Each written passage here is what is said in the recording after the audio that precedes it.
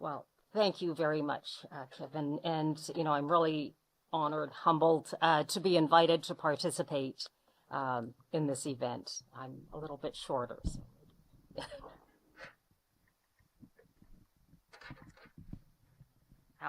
Is this okay? Oh, I think testing. Oh, I think I lost. Can you hear me? Okay, perfect. So I'd like to begin, and please let me know if I go on too long. But I think I should be able to fit what I have to say within the time allotted. I'd like to begin my talk by speaking about some themes that have shaped my life, my values, and inspired my commitment to equity, to decolonization, and to social justice. And following this, I will reflect on the current backlash toward an abandonment of a range of institutional values, commitments, and initiatives that have come to be known in Canada as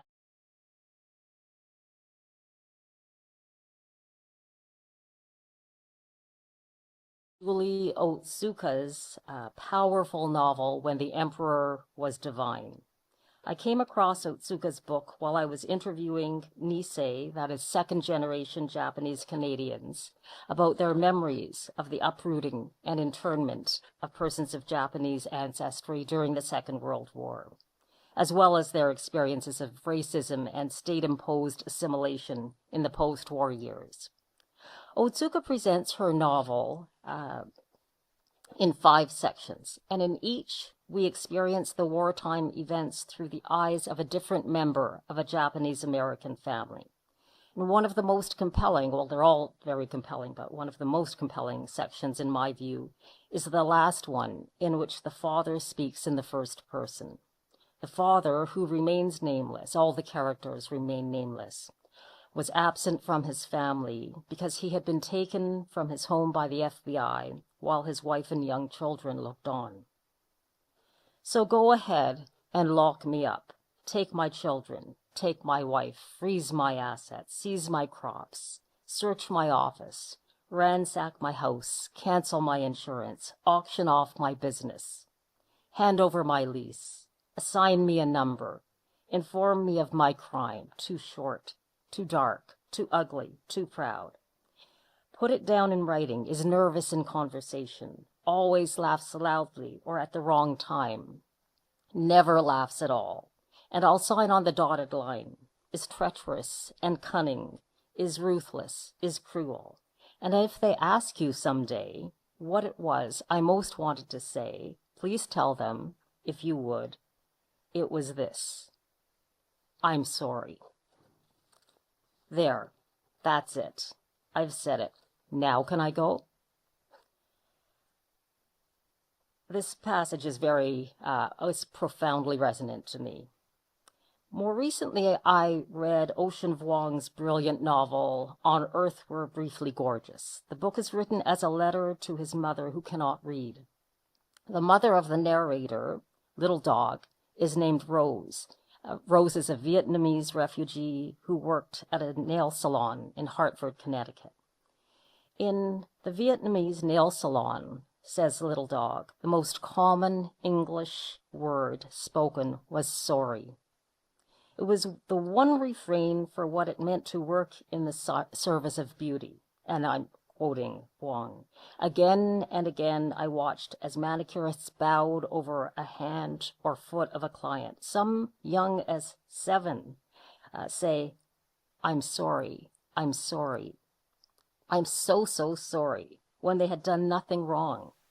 I've seen workers, you included, apologize dozens of times throughout a 45-minute manicure, hoping to gain warm traction that would lead to the ultimate goal, a tip, only to say sorry anyway when none was given. Vuong continues. In the nail salon, sorry is a tool one uses to pander until the word itself becomes currency. It no longer merely apologizes, but insists, reminds, I'm here, right here beneath you. It is the lowering of oneself so that the client feels right superior, and charitable. In the nail salon, one's definition of sorry is deranged into a new word entirely, one that's changed and reused as both power and defacement at once.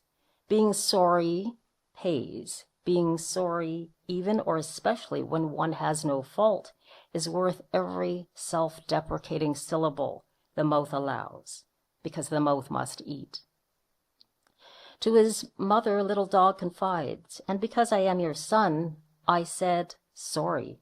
Because I am your son, my apology had become by then an extension of myself. It was my hello.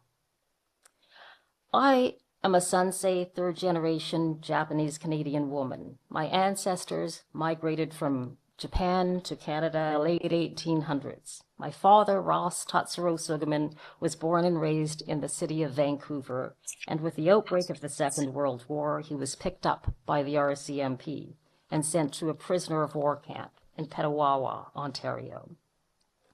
His crime was that as a young man, a Canadian citizen, he resisted the government's order to relocate from his hometown. After leaving the POW camp, my father was placed as a laborer on road camps in northern Ontario. Subsequently, he worked in a variety of low-wage jobs in London and Hamilton, and after the war, until he retired in the 1970s, my father labored endless hours driving a taxi cab in the city of Toronto. My mother, Ritsuko, alongside most of the large Matsuoka family, was placed in Hastings Park after Japan bombed Pearl Harbor. In Hastings Park, previously the livestock building of the Pacific National Exhibition Fairgrounds, was used during the war as a clearing center for Canadians of Japanese descent. After spending many months in this miserable location, Ritsuko and most of her family were shipped by train to Rosebery, one of the many sites of internment in the interior of British Columbia. In Rosebery, they lived for years with uncertainty. During this time, the Matsuoka family learned that the BC Security Commission had sold for a low price their berry farm in Haney, now Maple Ridge. After the war was coming to a close, my mother took on work as a paid domestic worker in an affluent Forest Hill home. She did this in order to avoid exile to Japan. In these jobs in particular, and in their lives as a whole, Ritsuko and Ross uttered many I'm sorries and other gestures of deference. As the sole surviving child of Ross and Ritsuko, I learned both directly and indirectly about the cruelties and complexities of racism, as well as the limits of citizenship and belonging.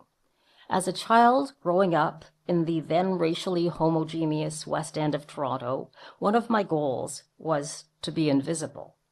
And in order to do so, outside of our modest family home, I was silent. At school, I hardly said a word, and whenever my teacher at Humbercrest Elementary School posed a question to me pointedly, I spoke so softly that everyone had to strain to hear what I was saying. Like Little Dog, even as a young woman, I'm sorry became a verbal crutch of sorts. Most of the time, I wasn't sorry at all. I didn't feel sorry when I collided with a stranger on the street who refused to step out of the way as I was trying to get by in my lane of pedestrian traffic. Why did I apologize when a colleague showed up late to our meeting? I'm so sorry. I shouldn't have scheduled an appointment during your busy time of year. At the end of a day, I could count the number of times that I said or wrote, I'm sorry. Moments after voicing these words, when alone, I'd ask myself, why did I apologize when I hadn't done anything wrong? But on reflection, voluntary deference just felt a whole lot easier. On reflection, I think it was part of a preemptive move on my part, so much so that sorry became part of me. My I'm sorries were never performative. They were conscious acts for sure, but I used them deliberately as a form of insurance or protection with a deeply felt and learned understanding of my vulnerability in a deeply racist world. When I entered university and over the course of the many decades that I've spent in the academy, from nervous undergraduate to slightly more confident PhD student to tenured faculty member to university leader, I made a deliberate effort to stop saying, "I'm sorry." As a student in the 70s and 80s, the university offered me an awakening. I suddenly existed in a realm of ideas, and I hungrily consumed them all. I was exposed to critical perspectives of sometimes heretical professors, the voices of students in various parts of the world, and I came to learn that writing and research can be agentic acts. I did all of this in a patriarchal, for sure, colonial and racist institution, the University of Toronto, yet in my first few years as an undergraduate, I began to situate myself and my family in a world defined by asymmetries of power and intersectional identities. In this world, I met feminist and critical race scholars who, borrowing Sarah Ahmed's term, had willful tongues. During these years of study and reflection, I also found meaning in Ahmad's compelling concept, feminist snap. At times when you've had enough, at a moment when you realize that you can no longer endure oppression and silencing, you snap. The snap is a breaking point. Many years after this realization, my faculty colleagues, and I had moved from McMaster University, where I taught for the first time. It's my first full-time job. I had moved to what was then Ryerson, now TMU. And at TMU, my faculty colleagues managed to convince me to apply for the role of Dean of the Faculty of Arts. Snap. The willful voices of my past inspired me to think maybe I could do good as an executive leader. I was hesitant indeed, but perhaps I could contribute to transformative change in the academy. And in the over 8 years that I served as dean, I'd like to believe that I did just that, snap. As a university administrator, I did not focus on EDI projects only, as some of my critics would allege. Rather, everything I did was through a lens that recognized inequalities, oppression, colonization. I took this understanding to heart, whether the task at hand was recruitment, hiring faculty, negotiating contracts, staffing, evaluating, including tenure and promotion files, mentorship, committee building, programming, discipline, curriculum development, special initiatives, student supports, the allocation of resources, fundraising, and governance. I even made it clear that my senior fundraiser must have a strong and deep understanding of democratic process, decolonization, equity, and social justice. This was non-negotiable. And during these years, I stopped saying, "I'm sorry," I made an effort. When I didn't mean it. My apologies would have to be authentic. And just as an aside, I was removed from the position of dean before the end of my term in the summer of 2024.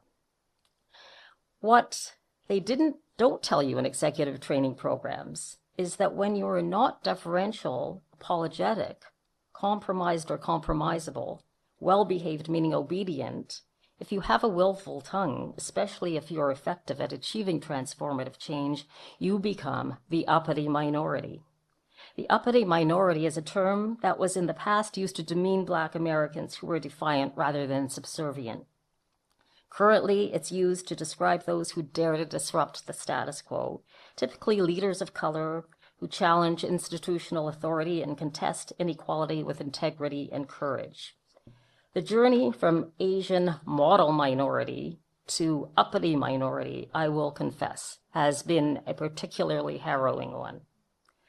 Writing about the removal of Dean Frances Contreras from her position as the first Latina dean of the UC Irvine School of Education, I hope I'm pronouncing his name correctly, Julian Vasquez Heilig, who himself was a dean at the University of Kentucky and a later provost at Western Michigan University. He explains that removals such as that of Contreras are not about one institution or one leader. It's about a system that desires, in his words, it's about a system that desires diversity on paper, but punishes those who lead with purpose. It's about what happens when courage meets power and power strikes back. As an uppity minority, you're accused, always behind your back in a hushed voice, of not being a team player. You are barely tolerated for being a feminist killjoy. And again, I draw on Sarah Ahmed's words. Other versions of this could be Indigenous killjoy, anti-racism killjoy, disability rights killjoy, LGBTQS plus killjoy. You articulate your thoughtfully developed anti-racism critique, and you're told that you're playing the race card. And in the current political moment, whether you've advocated for people as a civil rights activist in the 50s or 60s, or joined the Black Lives Matter movement in 2013, whether you were part of the gay rights movement in the mid-20th century or the land back movement today, you are dismissed as ideologically driven and or reduced to the meaningless category of woke. I was just called woke not that long, this morning, when the Uber driver asked me what I was doing at this location. And I just said, I'm going to talk about EDI. And he asked me, I said, I'm giving a talk. And he asked me about what? And I said, EDI. And he said, oh, you're woke. We are living at a time when anti-EDI politics are legitimized by narratives of austerity. Programs are put on hold because of financial crisis. Long advocates of equity and social justice are suddenly deemed disposable. And on the other hand, those who were never fully committed to equity and justice, those who did not move past the performative, have dropped EDI as an institutional objective, and in some cases have paid scant attention even to decolonization as an institutional priority. In planning documents, the language of anti-racism has disappeared, and it's been replaced with the more innocuous and less politically charged sense of belonging. And that's important. A sense of belonging is important, but it eclipses racism that still exists. In many institutions, EDI has become bureaucratized and depoliticized. At the same time, failing upward is a new organizational trend. Administrative efficiency has eclipsed vision. Institutions celebrate, and I'm quoting Heilig here, institutions celebrate innovation in their brochures while they punish it in practice. Dissent becomes disorder, integrity becomes insubordination, silence becomes professionalism, and confidentiality becomes an impenetrable shield. We're experiencing a backlash. Why should we be surprised at this? We have participated in a struggle that has been going on for hundreds of years. I don't consider myself to be particularly naive, but maybe I was too sanguine in the recent past. Clearly, racism, colonialism, and other oppressions have not disappeared. Yet at an institutional level, I believed that we were advancing transformation, at least in some areas. But at this historical moment, there is little room for equity, diversity, and social justice. And because of this, the cracks have narrowed for imagination, creative expression, spontaneity, non-technical innovation, transdisciplinary projects, diverse voices, and inclusive funding principles. This is deeply troubling for a myriad of reasons, including that divergent thinkers create progress. And to return to the personal, I have noticed that over the last couple of years, I've started to again utter the words, I'm sorry, even when I'm not. Now, having said all of this, I want to conclude on a note of promise and inspiration. And again, I'm drawing on the words of Vasquez Heilig.